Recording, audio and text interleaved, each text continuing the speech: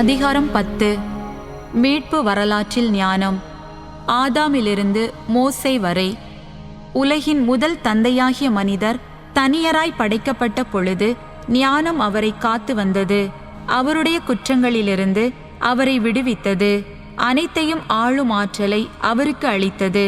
நேர்மையற்ற ஒருவன் தன் சினத்தினால் ஞானத்தை விட்டு அகன்றபோது சீற்றத்தினால் தன் உடன்பிறப்பை கொன்றதால் அழியலானான். அவன் பொருட்டு மண்ணுலகை வெள்ளப்பெருக்கு மூழ்கடித்த பொழுது ஞானம் மீண்டும் அதை காப்பாற்றியது. நேர்மையாளரான ஒரு மனிதரை ஒரு சிறிய மரத்துண்டால் வழிநடத்தியது.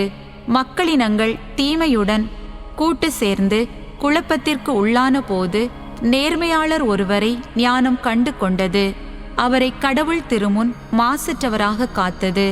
தம் பிள்ளைப்பால் கொண்டிருந்த பற்றை வென்றிட அவருக்கு துணிவை அளித்தது. இறை பற்றில்லாதோர் அழிந்தபோது நேர்மையாளர் ஒருவரை ஞானம் காப்பாற்றியது. 5 நகர்கள் மீது இறங்கி வந்த நெருப்பிலிருந்து அவரும் உயிர் தப்பினார்.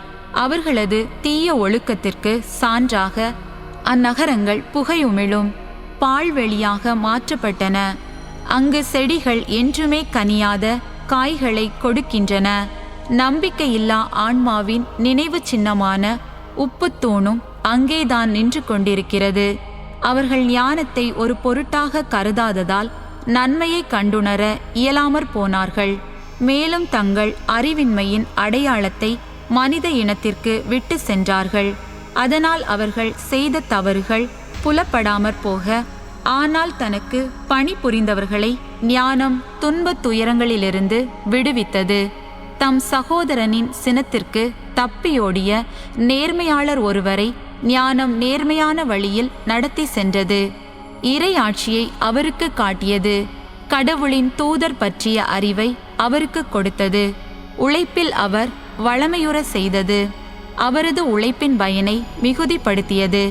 அவரை ஒடுக்கியோர் பேராவா கொண்டபோது அது அவருக்கு துணை நின்று அவரை செல்வராக்கியது. பகைவரிடமிருந்து அது அவரை பாதுகாத்தது. தாக்க பதுங்கி இருந்தோரிடமிருந்து அவரை காப்பாற்றியது. கடும் போராட்டத்தில் அவருக்கு வெற்றி தந்தது. இவ்வாறு இறைப்பற்று எல்லாவற்றையும் விட வலிமை மிக்கது என்று அவரை உணர செய்தது. நேர்மையாளர் ஒருவர் விலைக்கு விற்கப்பட்ட பொழுது ஞானம் அவரை கைவிடவில்லை.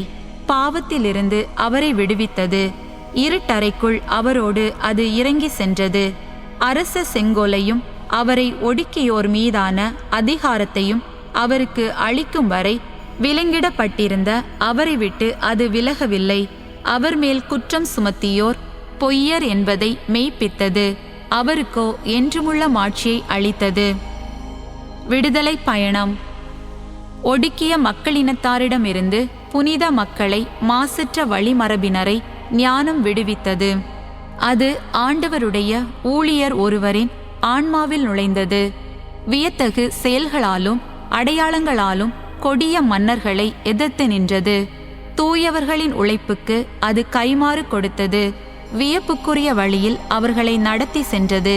பகலில் அவர்களுக்கு நிழலாகவும் இரவில் விண்மீன் சுடராகவும் இருந்தது. செங்கடல் மீது அது அவர்களை அழைத்து சென்றது.